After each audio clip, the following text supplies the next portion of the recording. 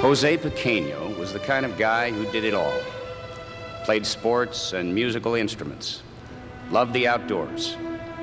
He'd done a stint in the Marines and later become police chief in his small town of Sugar Hill, New Hampshire, the youngest in the entire state. The only complaint he ever got, he was too nice to be a cop. In 2005, Jose was a staff sergeant in the National Guard when he volunteered to go to Iraq. He wanted to make sure his younger squad members would return home safely to their families.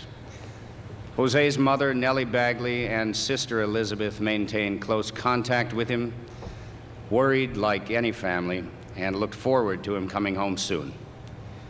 To share their experiences, the two-time Academy Award-winning actress Dianne and her co-star on Broadway, the gifted stage, film, and television actress Katie Holmes. Jose had been in Iraq for 9 months when I got the phone call from Casualty Affairs. He'd been injured. He was in surgery, but they wouldn't give me any details. That's my baby. That's my son. I was numb. I was scared. I couldn't breathe. Such a young life, such a beautiful young man with a life ahead of him, the doctor said when he finally called. What a shame that he's going to die. It felt like someone grabbed my heart and ripped it apart. A piece of me left that day that I never got back, and I never will. I just went on my knees and I prayed, God, please take me and let him live. Please, give my breath to him. Jose was my big brother, my best friend. We did everything together. He was always there to protect me, my rock.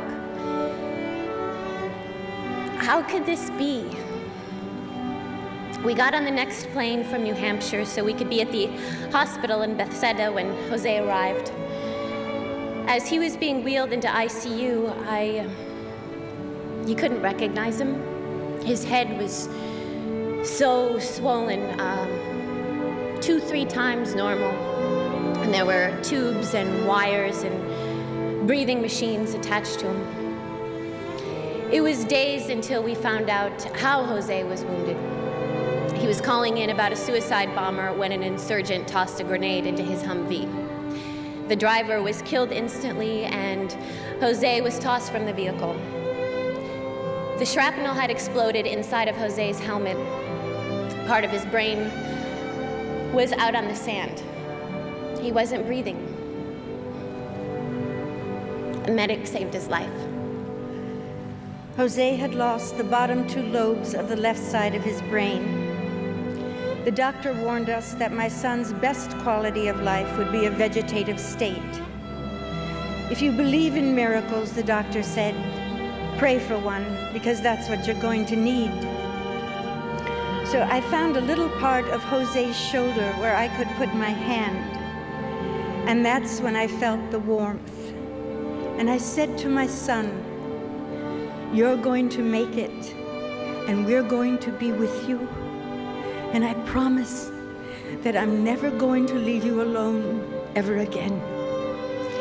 As long as he knew that we were there, he had something to fight for. I left my job, I left my house. I never went back home. We stayed with Jose. There was a recliner and a sofa in the hospital waiting area, and that's where we lived while Jose was in ICU and then when he moved to Walter Reed. I would go back to the hotel to do some laundry or get fresh clothes, whatever Mom needed. She never left.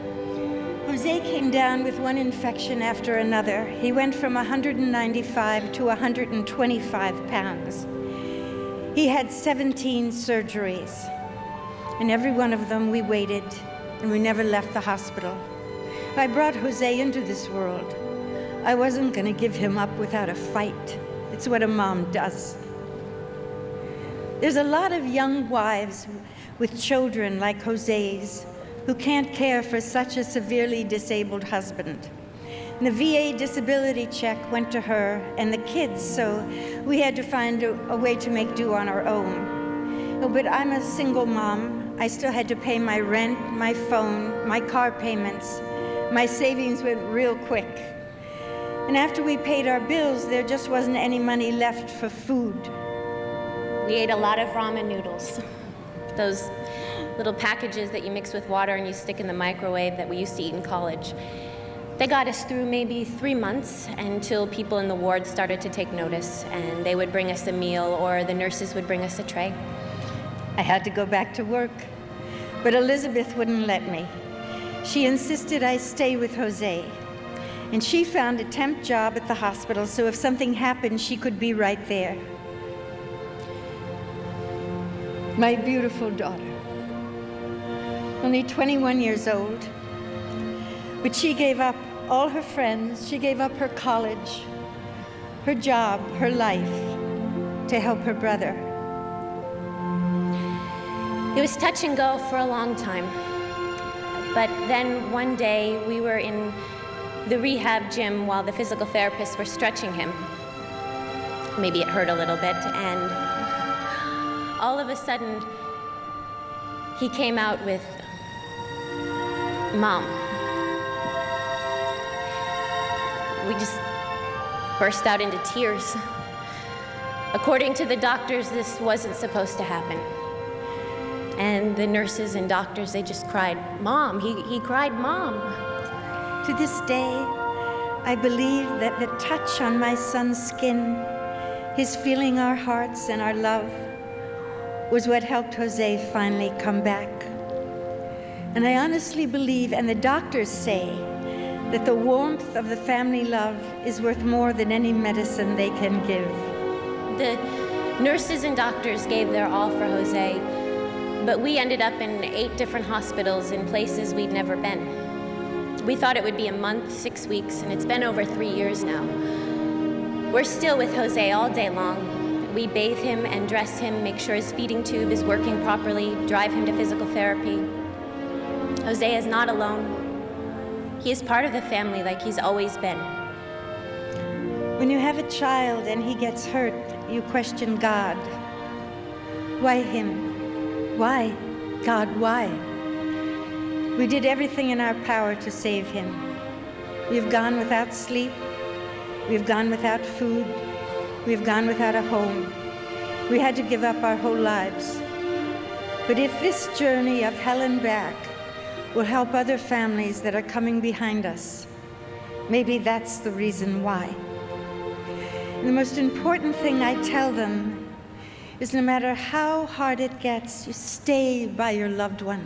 You never lose your faith, never lose your hope. You let your child know you're there for them.